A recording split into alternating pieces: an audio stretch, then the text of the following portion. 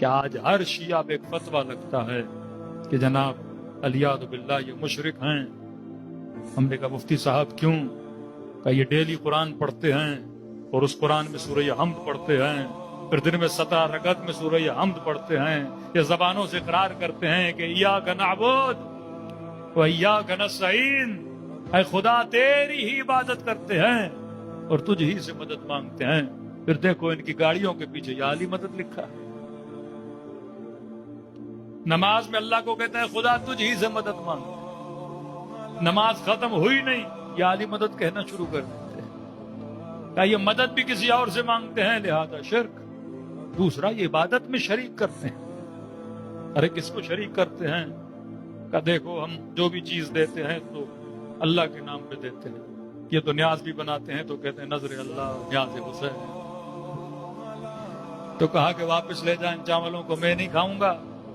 ہم تو بکرا بھی کاٹیں تو اللہ کا نام لیں، تو تم نے چاول پہ حسین کا نام لے لیا. تو کہا یہ شرک نہیں تو کیا ہے؟ یہاں سے کربلا جاتے ہیں، حسین کی زری کو چومتے ہیں، عبادت اللہ کی ہوتی ہے. یہ اتنا پیسہ خرچ کر کے کعبۃ اللہ کی طرف جانا چاہیے. کہاں جا رہے ہیں؟ کربلا جا رہے ہیں. کانسیپٹ جب کلیئر نہ ہو نا، آپ ایک ذہن بنا لیتے ہو، پھر اسی ذہن کے مطابق ہر انسان پہ اسٹیمپ لگانا شروع کر دیتے. سب سے پہلے یاد رکھیے اگر کوئی آپ پر اعتراض کرے تو ہمیشہ اسے بولو کہ جو کانسیپٹ تو نے بنایا ہے اس پہ مجھے چل کے دکھا. شیعہ جو کہتا ہے وہ عمل کرتا ہے. اگر امیر المومنین کو ہم نے مانا اور ہم نے پروو بھی کیا کہ نبی کے بعد سب سے بڑی شخصیت اگر قابل احترام اور قابل عزت و باوقار تھی وہ علی ابن ابی طالب تھے. ہم نے نام نہیں دیا کسی کو فلاں سچا ہے، فلاں یہ ہے، فلاں وہ ہے. ہم نے وہ دیکھا پھر ہم نے مانا. ہم نے بہادری دیکھ کر کہا کہ علی بہادر. ہم نے سخاوت دیکھ کر کہا کہ امیر المومنین سخی ہیں. اب یہ چیلنج ہے دنیا کا کوئی بھی بندہ، آپ ہر لیڈر میں اختلاف دیکھ سکتے ہو، فلاں فلاں فلاں یہ مانتا ہے یہ نہیں مانتا، لیکن امیر المومنین کو سب مانتے ہیں. اب کوئی پہلا مانے یا چوتھا مانے، مانتے تو ہے نا. شخصیت امیر المومنین پہ کوئی منکر نہیں. مسیحی مانے، یہودی مانے، مسلمان کا ہر فرقہ مانے، لیکن امت جسے مانتی ہو سکتا اس پہ پوری امت جمع نہ ہو. علی پہ پوری امت جمع ہونے کو تیار ہے.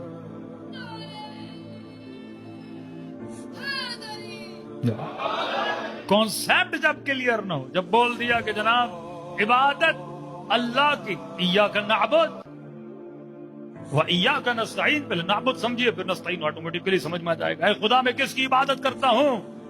تیری عبادت کرتا ہوں. اب سوال ہے عبادت ہے کیا؟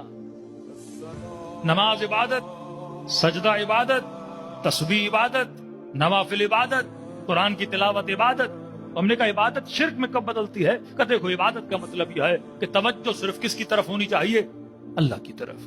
غیر خدا کی عبادت میں نہیں آنا چاہیے. غیر آ گیا تو یہ شرک ہے. اور آپ اپنی مجلسوں میں ہر جگہ پہ آپ وہ نبی ہو یا امام ہو ان کو شریک کرتے ہو. کربلا جاتے ہو، زریاں چومتے ہو، امام حسین کے سامنے بیٹھ کے گڑگڑاتے ہو مولا یہ چاہیے مولا وہ چاہیے. کہ یہ شرک ہے. ہم نے کہا اچھا ٹھیک ہے مفتی صاحب یہ تو بتائیے آپ حج پہ گئے ہیں،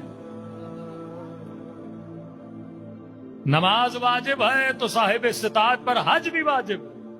کہاں حج پہ گئے؟ اب ایک لفظ یاد رکھیے، مدد کے لیے بھی کہتے ہیں غیر اللہ سے نہیں مانگ سکتے، اللہ غیر اللہ. عبادت میں بھی کہتے ہیں اللہ کی عبادت، غیر اللہ کی عبادت نہیں کر سکتے.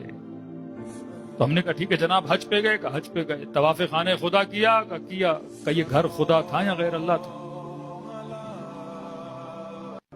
یہ اینٹوں کا گھر خدا ہے یا غیر اللہ ہے؟ اللہ تو نہیں ہے نا. تو آپ 7 چکر اللہ کے لگا رہے ہو یا کعبۃ اللہ کے لگا رہے ہو؟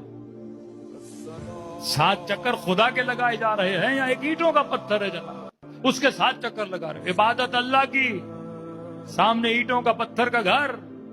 پھر طواف کرتے کرتے کہا کہ میں نے مقام ابراہیم کو بھی شامل کرنا. جناب عبادت اللہ کی، ابراہیم کا گھر بیچ میں کہاں سے آ گیا؟ ذکر خدا کا ہو رہا، آپ غیر کو کیوں شامل کر رہے ہو؟ اور عجیب مسلمان تھا، اتنی بھیڑ میں یہ اس کو دھکا دے وہ اس کو دھکا دے. جناب کر کیا رہے ہو؟ کہ آگے جا رہے ہیں، ایک پتھر ہے جس کا نام حجر اسود ہے، کالا پتھر ہے. مسلمان کو دھکا دے رہا ہے کہ میں نے کالے پتھر کو چومنا ہے. ارے تو کالا پتھر چومے تو مسلمان، میں حسین کی زری چوموں تو مشرک. یہ خود کیا کرنے جاتا ہے خانے خدا کی زیارت کرتے وقت؟ پتھروں کو چومتا ہے، غلاف خانے خدا کو پکڑتا ہے. یہ اللہ تو نہیں ہے نا، یہ غیر اللہ ہے. وہ کپڑا اسی مارکیٹ سے خریدا، اللہ کے گھر پہ چڑھایا تو کا مقدس ہے میں چوموں گا. اسی پتھر کو چومنے لگا جو کالا پتھر ہے، مقام ابراہیم کو بیچ میں لانے لگا. اور عجب کمال کر دیا پروردگار عالم نے، یہاں طواف خانے خدا ختم ہوا کہ جا صحیح صفا و مروہ کر. یہ صحیح کیا ہے کہ تو پہاڑیاں ہیں، ایک کا نام صفا ہے ایک کا نام مروہ ہے. ارے تو یہاں اللہ کی عبادت کرنے آیا تھا، تو ہاجرہ کو کاپی کیوں کر رہا ہے؟ عبادت خدا کی کبھی ابراہیم کیا، عبادت خدا کی کبھی پتھروں کا گھر، عبادت خدا کی کبھی کالا پتھر، عبادت خدا کی کبھی تو ہاجرہ کی طرح دوڑ رہا ہے. اور کاپی بھی اس طرح کی کہ بیچ میں گرین لائن تھی کہ یہاں پہ تھوڑا تیز دوڑو، کیونکہ ہاجرہ تیز دوڑی تھی. چاہیے پانی چاہیے، ارے کون سا پانی؟ کا آب زمزم چاہیے. یہ ہے کیا آب زمزم کا؟ اسماعیل نے ایڑیاں رگڑی تھیں. مطلب جس پانی کی نسبت اسماعیل کے پاؤں سے آ جائے تو مسلمان اس پانی کے پیچھے دوڑ رہا ہے. اب 5 منٹ کے لیے بندہ سوچے کہ یہ پروردگار عالم مجھ سے کروا کیا رہا ہے؟ اتنا خرچہ کر کے مجھے مکے بلایا، پتھروں کا گھر کا طواف کروایا، حجر اسود کو چموایا، صحیح صفا و مروہ میں بی بی ہاجرہ کی نقل کروائی. کبھی یاد ابراہیم ہے، کبھی یاد اسماعیل ہے، کبھی یاد ہاجرہ ہے. پروردگارہ میں تیری عبادت کرنے آیا، بولتے مسجد الحرام میں بیٹھ جاؤ، اتنی رکعت نماز پڑھ لو، اتنی تسبیح ذکر خدا کر لو، اللہ اللہ کا ذکر کرتے رہو. پروردگارہ میری ساری عبادت میں تو غیر اللہ شامل ہو گئے، تو اللہ کی آواز آئے گی، اے بندے مومن، اگر تو مجھے مانتا ہے تو ابراہیم کے وجہ سے مانتا ہے. حل جزاء الاحسان الا الاحسان، احسان کا بدلہ احسان ہے. آج کسی مسلمان نے اللہ کو نہیں دیکھا. تو نے کس کی وجہ سے مانا؟ ابراہیم کی وجہ سے مانا، اسماعیل کی وجہ سے مانا. جس کعبے کا طواف کر رہا، کس نے کعبے کو بنایا؟ ابراہیم نے کعبے کو بنایا. آج جتنے قرآن آپ کے گھروں میں پڑے ہوئے ہیں کہ مسلمان کہتے اللہ ایک ہے، کوئی جبرائیل تھا جو قرآن کی وحی لایا، یہ کلام خدا بندی ہے. لیکن ہے کوئی مسلمان جو یہ کہے کہ مجھے خدا نے کہا کہ محمد میرا رسول ہے، مجھے خدا نے کہا یہ قرآن میرا ہے، مجھے خدا نے کہا کہ کوئی جبرائیل ہے؟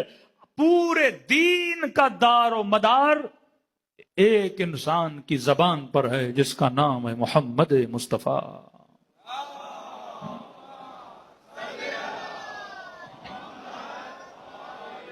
ایک شخص جس کا نام ہے محمد مصطفیٰ. مرغی پہ چھری چلانی ہے، بسم اللہ پڑھنا ہے کیونکہ مصطفیٰ نے کہا. روزہ رکھنا ہے کیونکہ مصطفیٰ نے کہا. نماز پڑھنی ہے کیونکہ مصطفیٰ نے کہا. زندگی میں اتنے محتاط، یہ کپڑا پہننا ہے یہ نہیں پہننا، سر پہ دوپٹہ رکھنا ہے نہیں رکھنا. پوری زندگی میں نے ایک باؤنڈری کے اندر ڈال دی. کس کے کہنے پر؟ رسول کے کہنے پر. خدا کبھی میں نے دیکھا نہیں، تو مجھے خدا ملا کس کی وجہ سے؟ مصطفیٰ کی وجہ سے. تو اللہ کہتا ہے جس کی وجہ سے ملا ہوں اسے تو میں کبھی بھولنے دوں گا نہیں. میری عبادت کمپلیٹ نہیں ہوتی جب تک ان کی یاد نہ ہو. اب دعائے توسل، یا وجیہن عند اللہ اشفع لنا عند اللہ. اے وجی، اے وہ جو اللہ کی دربار میں عزت دار ہے.